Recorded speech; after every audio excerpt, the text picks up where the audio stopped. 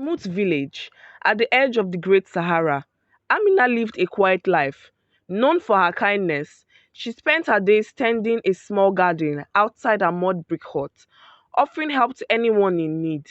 Her late grandmother had raised her with stories of generosity, always ending with the words, "What you give selflessly, you will one day receive." But life was harsh. The rains had been scarce, and the villagers struggled to feed their families. Amina herself had little, a few vegetables from her garden, and an old calabash. Her grandmother had left her. Despite her meager resources, she gave freely to travelers and neighbors, her heart heavy with worry about the future. One evening, as twilight bathed the village in hues of gold, an old traveler appeared at Amina's door. His robe was torn, his sandals were frayed, and he leaned heavily on a staff. His hollow eyes searched hers as he said, "I am weary and have walked far. Will you share your shelter?" Amina welcomed him inside, offering him the last of her millets and the only blanket she owned. The old man ate silently, his gaze lingering on a calabash which hung on the wall. At dawn, as the traveler prepared to leave, he handed Amina a feather, golden and warm to the touch. "This is a gift," he said. "You have a rare heart, child. This will lead you to something extraordinary." With those cryptic words, he vanished into the desert.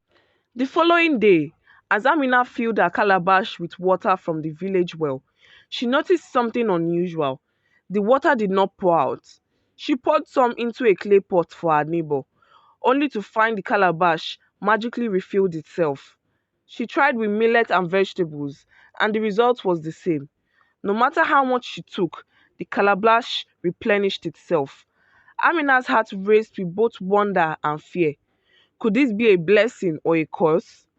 Testing the calabash further, she began sharing its bounty with the villagers. Word spread quickly, and soon people from neighboring villages came seeking her aid.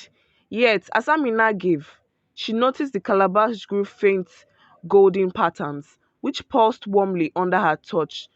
But not all who heard of the calabash were kind hearted.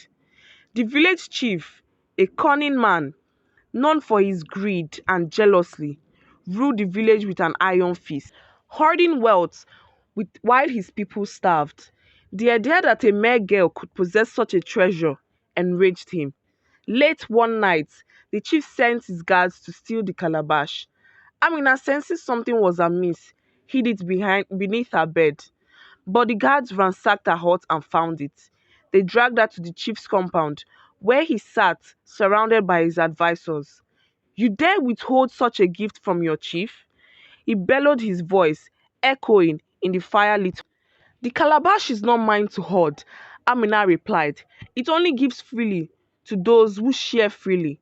Scoffing, the chief waved her away and ordered the calabash placed in his granary.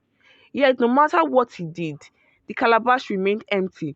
Frustrated, he called upon elders and mystics to unlock its secrets, but they failed. One night, as the chief's guards were distracted, Amina overheard of a dark plan. The chief, unable to unlock the calabash's power, intended to destroy it, and Amina with it, to maintain its authority. Terrified, Amina crept through the compound under cover of darkness. She retrieved the calabash from the granary, its faint glow guiding her steps. The desert loomed ahead, vast and unforgiving, but she had no choice. She fled into the night, clutching the calabash and the gold feather. The desert was merciless. Days turned into weeks as Amina wandered, surviving on the calabash's empty, endless bounty. But she was not alone. Whispers on the wind warned her of shadowy figures following her trail, perhaps the chief's guards or worse. One day, Amina encountered a wounded gazelle caught in a thorn bush. Despite her exhaustion, she freed the animal, dressing its wounds with strips of her shawl.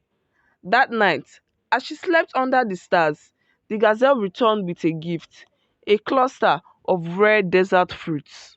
Later, she found a merchant stranded with a broken cat. He told her of bandits nearby, urging her to flee.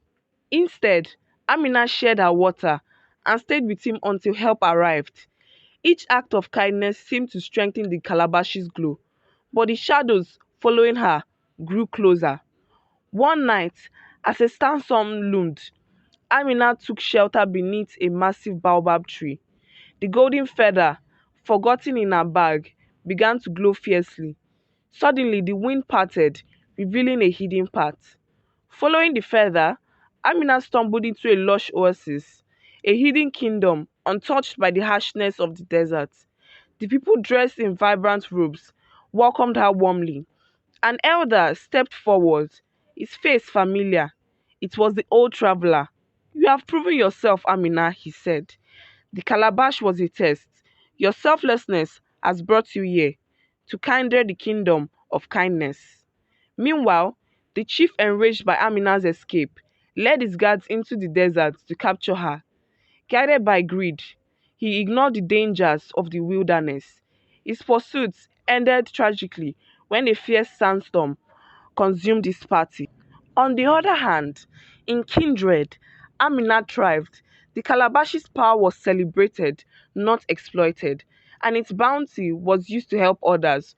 Over time, Amina became a leader, teaching the kingdom's people the true rewards of selflessness.